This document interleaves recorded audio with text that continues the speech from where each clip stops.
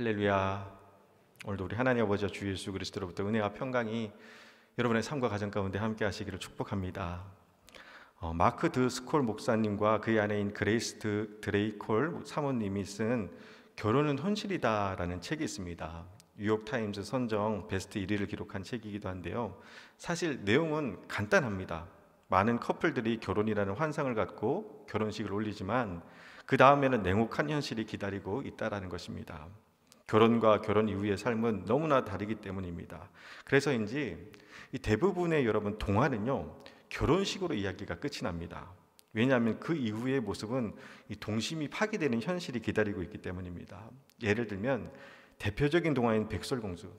여러분, 백설공주는 백마탄 왕자와 결혼해서 행복했을까요?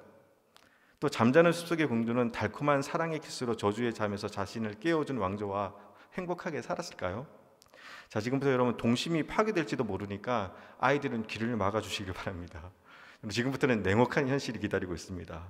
자, 먼저 백설공주는요, 여러분 7명의 남사친과 동거를 한 여자입니다.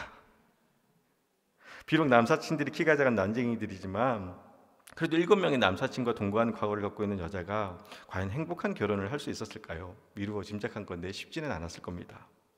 또 잠자는 숲속의 공주는요, 100년간 저주에 걸려 잠이 들어 있었습니다. 다시 말하면 남편인 왕자보다 100살 연상입니다. 여러분 행복했을까요? 역시 결코 쉽지는 않았을 겁니다. 대부분의 동화는요, 결혼식에서 해피엔딩으로 이야기를 끝낸다고 합니다. 왜냐하면 그 이유를 이야기할 자신이 없기 때문입니다. 낭만적이고 로맨틱한 결혼식과 그 이후의 현실적인 결혼 생활은 완전히 다르다는 겁니다. 제가 오늘 서두에 이런 말씀을 드리는 것은요, 출애굽 이후에 이스라엘 백성들의 모습이 그랬습니다. 구원의 감격을 체험하고 홍해 바다가 갈라지고 모세와 미리암의 찬양 집회가 열리고 엄청난 은혜를 받고 끝이 났습니다. 하지만 구원 그 이후의 이스라엘은 어땠을까요? 출애굽 이야기는요, 마치 결혼식 같은 모습입니다. 축복과 능력 속에 하나님의 위대한 출애굽의 역사가 이루어졌습니다. 그런데 그 이후에 구원받은 자의 일상은 멋지거나 로맨틱하거나 낭만적이지 않습니다. 실제로 이스라엘 백성들은요, 출애굽 이후에 어땠을까요? 감격적인 찬양과 믿음과 하나님과 동행하는 아름다운 삶을 살았을까요? 아니요. 그들은 출애굽의 감격은 경험했지만 그 후에 나온 것은요, 바로 원망이었습니다. 원망. 더 안타까운 것은요, 그 원망의 이유입니다. 풍토병이 일어나고 전염병이 돌고 이민족이 침입으로 전 재산이 약탈당하고 수많은 사랑하는 사람들이 죽는 그런 모진 고난 때문이라면 그래도 어느 정도 납득이 될 것인데, 그런데 여러분, 이 원망의 이유는요, 물이 없다, 고기 먹고 싶다, 떡도 먹고 싶다 같은 먹고 마시는 문제였습니다. 찬양이 원망이 되기까지 걸린 시간은 딱 사흘이었습니다. 우리 출애굽기 15장 22절에서부터 24절 말씀 우리 다시 같이 한 목소리로 읽도록 하겠습니다. 모세가 홍해에서 이스라엘을 인도하며 그들이 나와서 수르 광야로 들어가서 거기서 사흘 길을 걸었으나 물을 얻지 못하고 마라에 이르렀더니 그곳 물이 써서 마시지 못하겠으므로 그 이름을 마라라 하였더라. 백성들이 모세에게 원망하여 이르되 우리가 무엇을 마실까 하매 아멘. 물론 여러분, 물을 얻지 못하는 것은요, 큰 어려움이 맞습니다. 그러나 여러분, 이스라엘 민족은요, 자신의 눈앞에서 홍해가 갈라지는 하나님의 놀라운 기적의 역사를 본 사람들입니다. 그런데 단지 사흘 만에 그 은혜의 감격은 다 잊어버리고 원망하기 시작한 겁니다. 안타까운 것은요, 그래도 하나님을 믿는 민족인데, 하나님의 놀라운 기적의 역사를 경험한 사람들인데 마시지 못하는 마라의 쓴물 앞에서 말씀을 보면요, 하나님께 도움을 구하거나 기도했다라는 말이 한마디도 안 나옵니다. 오로지 한 것은 원망과 불평뿐입니다. 여러분, 정말 안타까운 것은요, 마라 다음에 나오는 것이 바로 엘림이라는 겁니다. 우리 15장 27절 말씀 우리 또 같이 한 목소리를 읽어보도록 하겠습니다. 그들이 엘림에 이르니 거기에 물샘 12과 종려나무 70그루가 있는지라 거기서 그들이 그물 곁에 장막을 치니라. 아멘. 여러분, 마라와 엘림 간의 거리는요, 대략 16km 정도라고 합니다. 뛰면 2시간이면 도착하고 걸어도 반나절이면 도착할 수 있는 거리였습니다. 반나절만 더 갔더라도 12샘과 70그루와 종려나무가 있는 오아시스인 엘림이 있었습니다. 그런데 이스라엘 백성은 그것을 참지 못하고 원망을 쏟아냈던 겁니다. 사흘을 목말랐던 건 맞습니다. 갈증으로 힘들었을 겁니다. 그런데 반나절만 더 갔더라면, 그래서 엘림에 도착했다면 하나님의 인도하심을 너무나도 생생하게 보게 되었을 텐데, 하나님은 12샘과 70그루의 종류나무가 있는 엘림으로 인도하셔서 이스라엘 백성들을 마시고 쉴 수 있도록 이미 준비해 놓으셨는데, 그들은 기도하지 않았고 또 하나님의 인도하심에 대한 믿음도 없었습니다. 그래서 원망했습니다. 사실 하나님이 이스라엘 백성을 위해서 준비한 것은 마라가 아니라 엘림이었습니다. 그런데 이스라엘 백성들은요, 마라에서 걸음을 못 쳤고 원망했던 겁니다. 그리고 여러분, 이 하나님의 인도하심이 얼마나 절묘하시냐 하면요, 엘림에 있는 그 12샘과 70종려나무는요 상징적 의미를 담고 있습니다. 그것은 이스라엘 민족이 이집트에 처음 들어갔을 때 12지파 70명의 인원으로 들어갔습니다.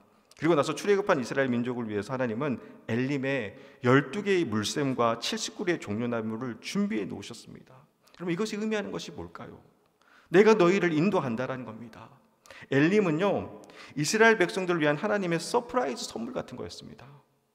12명의 형제 70명의 식구 데리고 이집트로 들어가서 이제는 장정만 60만 명, 여자와 아이들까지 대략 200만 명 정도의 큰 민족을 이루어 출애굽한 이스라엘 민족을 하나님께서는 엘림으로 인도하셔서 12샘과 70그루의 종려나무를 보여주시면서 내가 너희를 인도하고 있음을 하나님은 보여주고 싶으셨던 겁니다. 그런데 그 과정 속에 이스라엘 백성들은 오히려 하나님을 원망했습니다. 그냥 말씀을 묵상하는데 여러분 가슴 한켠이 그냥 답답했습니다. 반나절만 더 갔더라면, 원망하지 않고 조금만 더 참았다면 엘림에 도착했을 때 그 감동과 감격이 얼마나 컸을까요? 그리고 또 그 모습 바라보면 우리 하나님 얼마나 흐뭇하셨을까요? 안타깝고 속상합니다. 근데 여러분 그거 아세요? 우리의 삶 가운데도 이렇게 하나님이 준비해 놓으신 엘림들이 있습니다. 광야의 오아시스 같이 시험 당할 쯤에 피할 길을 내어주시는 하나님의 인도하심이 있습니다.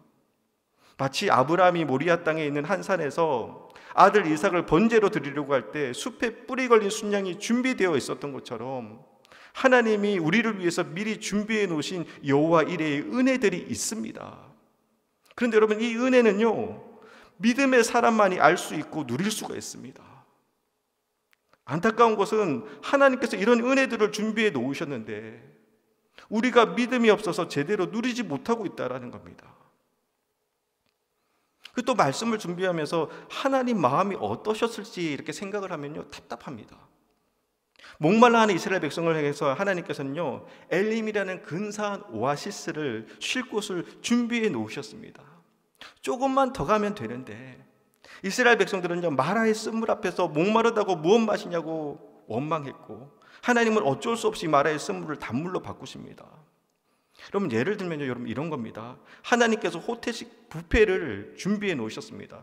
여러분, 툭불 한우 막 이렇게 구워놓고 랍스터까지 쫙 준비해 놨는데 한번 머리를 연상해 보세요. 근데 갑자기 배고프다고 난리쳐서 어쩔 수 없이 라면에 김밥을 먹이신 겁니다. 여러분, 무슨 심정인지 이해가 되시나요? 그렇게 라면에 김밥 먹고 엘림에 도착하니까 이것이 하나님의 은혜인지 이것이 하나님의 인도하심인지 모르는 겁니다. 그럼 또 여기서 라면에 김밥 맛있겠다 하시는 분은 분위기 파악 못 하시는 겁니다. 그래서 한 말이 출애굽기 15장 26절 말씀입니다. 우리 출애굽기 15장 26절 말씀 우리 같이 한 목소리를 읽도록 하겠습니다.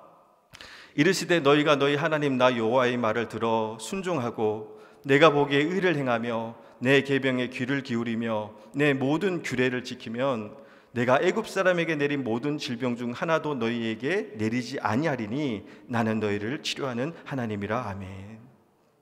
여러분, 이 말씀에서 중요한 것은요, 모든 질병이 안 걸리고 하나님이 치료하신다가 아닙니다.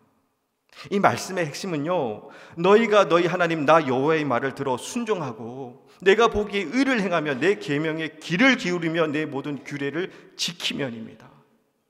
쉽게 말하면요, 제발 좀 말 좀 들으라는 겁니다. 언제까지 원망할 거냐? 언제까지 불평하고 하소연할 거냐? 언제까지 의심하고 다른 사람 탓하며 있을 거냐? 내가 너희의 하나님이라고, 내가 너희를 인도한다고 하지 않았느냐? 그러니 제발 내 말에 순종하고 내 계명에 귀를 기울여라. 그러면 내가 다 지켜줄 거야. 그렇게 말씀하시는 겁니다. 얼마나 답답하시면 이렇게 말씀하셨을까요? 자, 그렇다면 여러분, 이제 12생과 70종려나무가 있는 엘림에 도착한 이스라엘 백성들은 어땠을까요? 하나님께서 이렇게 다 준비해 놓으셨는데 내가 믿음이 없었구나, 내가 믿음이 이렇게 약하구나 하고 반성하고 회개하고 다시 하나님을 찬양하고 의지했을까요? 아니요. 역시 여러분, 이스라엘 백성들은 우리의 기대를 저버리지 않습니다. 바로 돌아서서 그때보다 원망을 더 많이 합니다.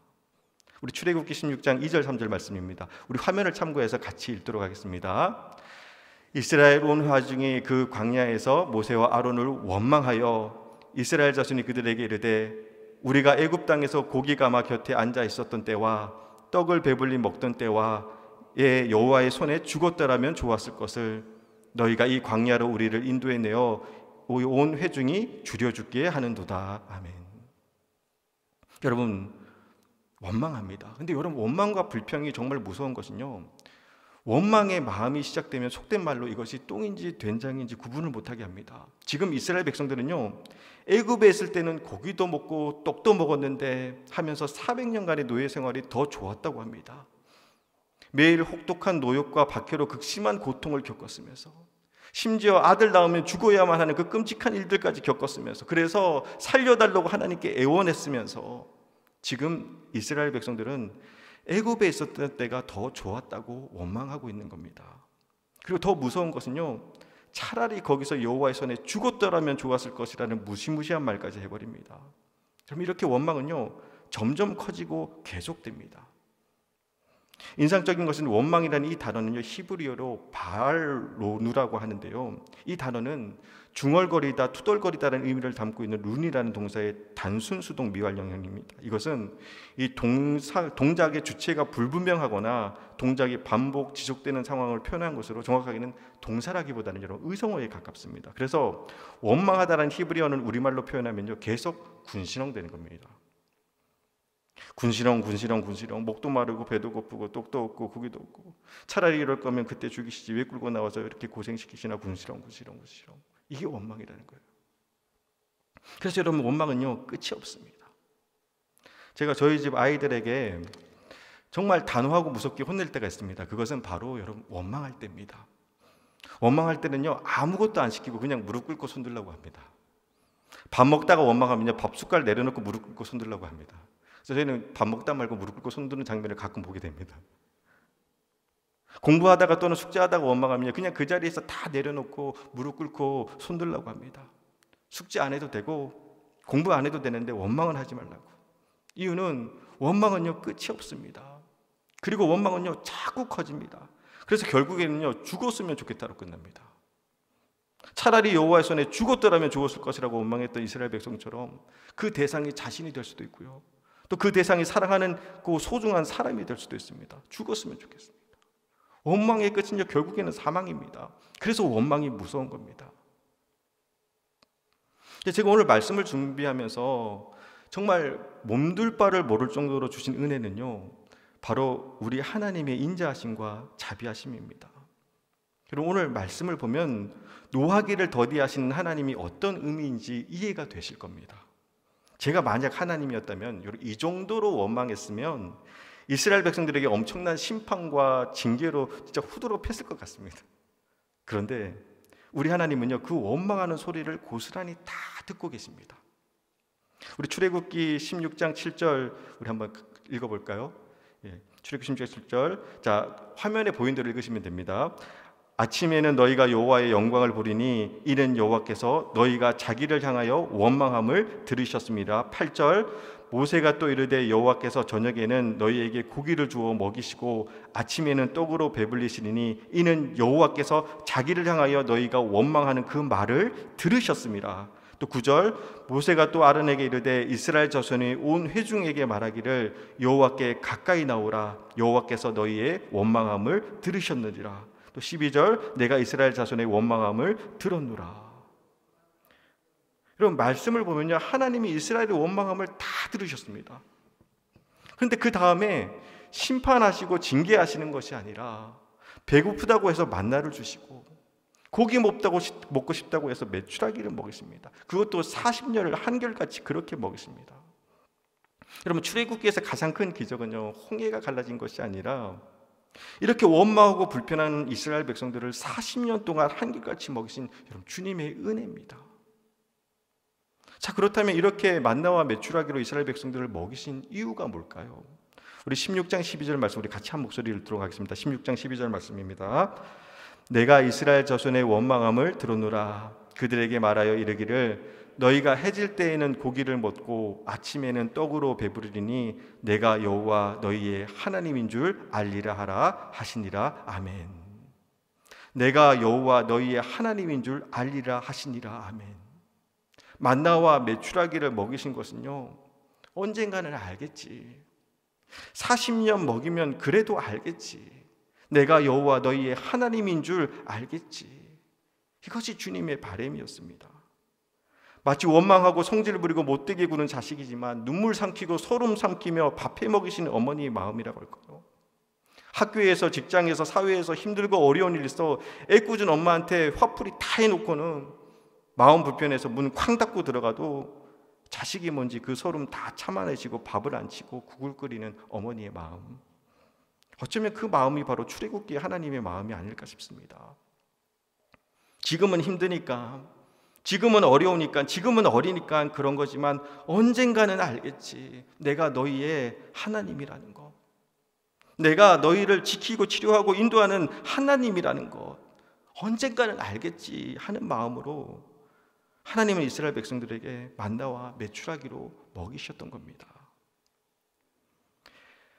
며칠 전 저희 초등학교 5학년 소위 재민이라고 불리는 가장 말 안 듣는 나이, 저희 집 둘째가 엄마 몰래 게임을 하다 걸렸습니다.